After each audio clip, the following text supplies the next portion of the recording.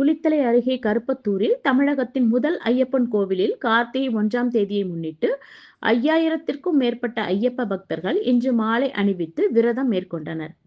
கரூர் மாவட்டம் குளித்தலை அருகே கருப்பத்தூரில் புகழ்பெற்ற ஐயப்பன் கோவில் அமைந்துள்ளது. இந்த கோவில் தமிழகத்தில் ஐயப்பனுக்காக கட்டப்பட்ட முதல் கோவில் ஆகும்.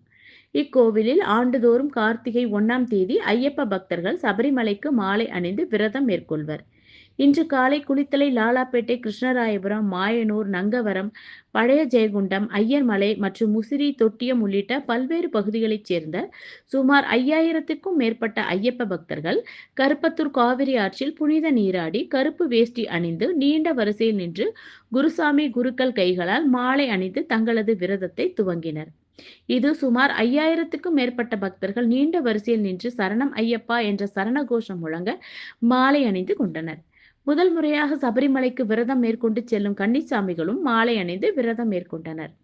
அதேபோல் குளித்தலை ஐயப்பன் கோவிலிலும் 1000த்திற்கும் மேற்பட்ட பக்தர்கள் மாலை அணிந்து விரதம் மேற்கொண்டனர். மாலை அணிந்து விரதம் மேற்கொண்ட பக்தர்களுக்கு ஐயப்பன் ஆன்மீக அன்னதான பிரசாத அறக்கட்டளை சார்பில் அன்னதானமும் வழங்கப்பட்டது.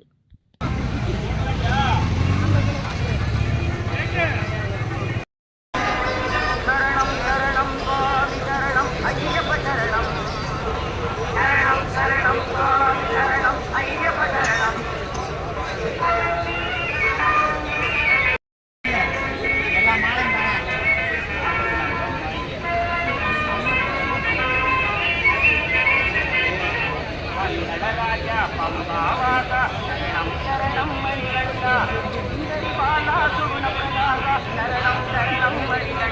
शरणं